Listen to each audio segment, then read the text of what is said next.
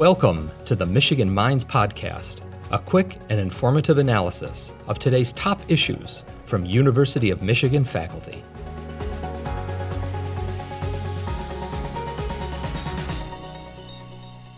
Thank you so much for joining Michigan Minds. I'm very excited to have the opportunity to talk with you today and learn from you. So can you please introduce yourself and tell us a little bit about your role at the University of Michigan? Sure, thank you for having me. My name is Kentaro Toyama, and I'm W.K. Kellogg Professor of Community Information at the University of Michigan School of Information. Thank you. And in what areas does your research focus? What I study is the impact of digital technology on society. A lot of the work that I do, for example, looks at how digital technology contributes to community development. And overall, what I find there is that technology's impact is to amplify the human forces that are already there. So if those human forces are positive, then the technology makes things better. But if the human forces are corrupt or inefficient, then even the best technology doesn't turn things around.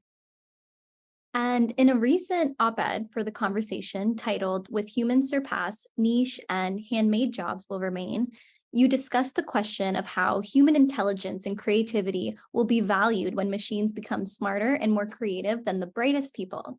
Can you share with us a bit about this article and your thoughts on how AI will change the creative workforce? Yeah, in the context of work, AI, as amazing as it is really just the latest in a whole range of technologies that have been taking on work that previously only human beings could do. So, for example, in a former era, we had factory automation disrupting manufacturing jobs, and I think in the same way, current AI will probably disrupt creative class jobs.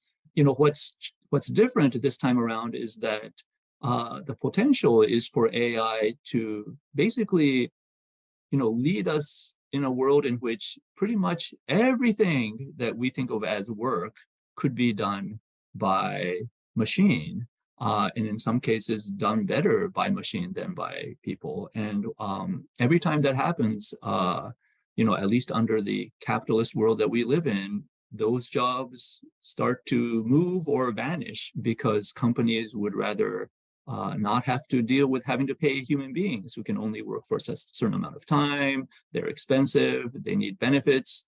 If you can do that with computer, why not? Or at least that's the way the reasoning goes. Thank you. There have been many trending videos and tutorials on social media that showcase how large companies like Google and Adobe are implementing AI into their platforms, from users receiving a brief summary when asked a question to realistic images being created using keywords. Can you talk about this generative technology and how you think it may impact how people perceive or trust what's shared online? From a technical standpoint, generative AI is really remarkable.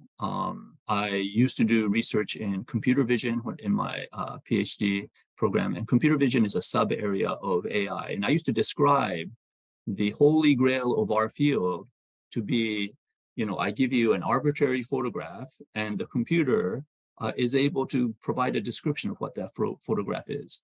And today, computers can do that. AI does that. And not only that, with generative AI, it can actually produce images from text descriptions, which is even beyond what I was imagining we'd be able to do in my lifetime. And so in terms of the technical capacity, generative AI is really amazing. And it's amazing that we're able to do it. And really, a lot of these advances just came in the last, I would say, 5 to 10 years. There was some point where suddenly everything clicked for us. Technically, even though many of the core algorithms that underlie current AI existed, decades ago. And I think one of the big questions is, how will this affect us? And it's really, the stuff of science fiction. But I think it's now that it's become science fact, we'll have to deal with it. I see as many negative potential outcomes as there are positive ones. And I think the question for us as a society is how we manage those negative outcomes. Thank you. You were recently featured on the Conversation Weekly podcast to talk about how access to Chat-GPT style tech is about to change our world. You spoke a bit about the fact that while there is always hope that as people gain access to better tools, their lives will improve, there is always a risk of misuse of new technology. Can you talk about this research and share with us a few key findings? Right. So my overall conclusions about digital technology, based on all the different kinds of work that I've done, is really that technology amplifies whatever underlying human forces there already are. And the thing about human forces is that there are both positive and negative forces all the time, even within individuals. You know, I have just as much a likelihood of being lazy and not doing my work as I do of doing productive work. And what technology does, whether it's AI or not, is to amplify that. Now, I think of the current generation of AI as being like the nuclear power of our time, meaning that it is an incredibly powerful technology, and especially, in a world in which all of us are basically living and sleeping with these very powerful computers next to us all the time. Um, its potential to do great things is significant, but also to do great harm is just as significant. And I think the world is just now waking up to the possibility that we would have to regulate this technology much more. And again, I think the analogy to nuclear power is relevant in that, we as a world managed to regulate nuclear power to the point where today, there are only 9 or 10 countries in the world that have, for example, nuclear weapons. And that's an amazing feat of kind of international cooperation, and so on, and regulation. But I think we have to be just as careful. The challenge is with AI that it is so easily accessible, and it's so easy to build the technology that regulation will really have to go much further than regulation around nuclear technology. But I think it's just as necessary. And with artificial intelligence like Chat-GPT becoming more common in everyday life, you spoke with Times Higher Ed about the struggle that universities and colleges are currently experiencing with hiring faculty and computer scientists that are able to teach these new emerging technologies. How do you think this shortage will impact learning about or the use of AI technology? Yeah, I remember about, I was probably a dozen years ago when companies like Google and Facebook and Microsoft were literally hiring as many AI scientists as they could. And some of my colleagues were, lured away from one job to another with like salaries that were in the $500,000 range. And I remember there was a generation of PhD students who were also getting, starting salaries that were easily $300,000, $400,000. And so there was a moment, which probably has continued to some extent, in which the tech industry was hiring people who were able to work with AI and to devise new AI algorithms as fast as it could. And then what happened was a lot of faculty were also hired away during that time. And we're now in a situation where, because of that, simultaneously two things are happening. We have more and more students who want to go into computer science. In fact, there's a well-known phenomenon right now that many of the computer science departments across universities are all suffering from a situation where they have more demand than they can teach courses. At the same time, all the people who are potentially faculty teaching those courses are going into industry. And so there is a big question as to how we meet the need of educating a new class of people who will be working with AI technologies.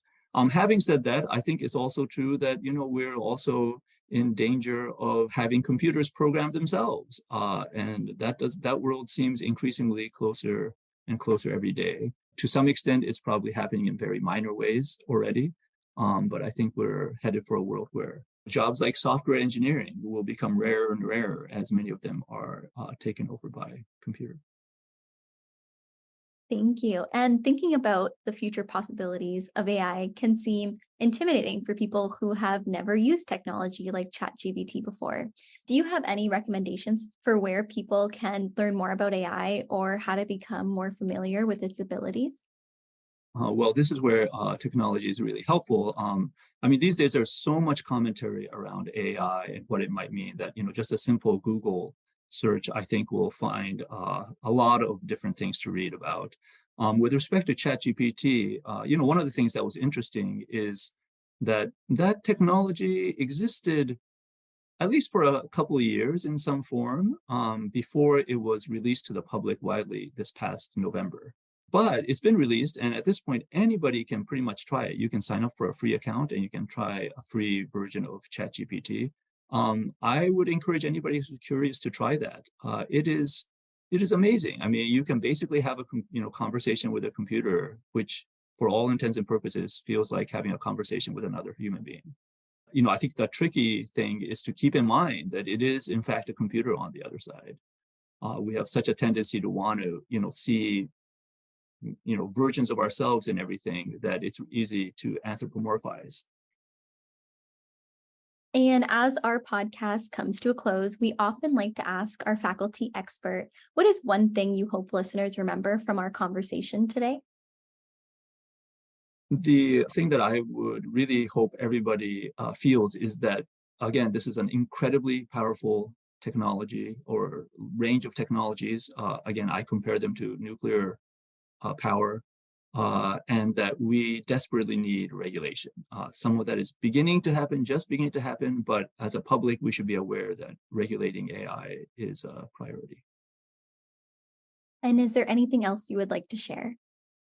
Yeah, I will say that whatever it is, AI has really hit its stride. For many decades, those of us who worked in AI felt like, we made minor progress, but the thing that we were really after didn't quite happen. Well, it has basically happened. And from here on out, I think there will be an incredible acceleration of the rate at which the technology gets smarter and smarter. What Ray Kurzweil called the singularity, which is the moment when computing intelligence is equal to and then begins to exceed human intelligence, I think it's around the corner. It's going to change our world one way or another. It's exciting, but also incredibly frightening. And so we'll see what we do with it in the future.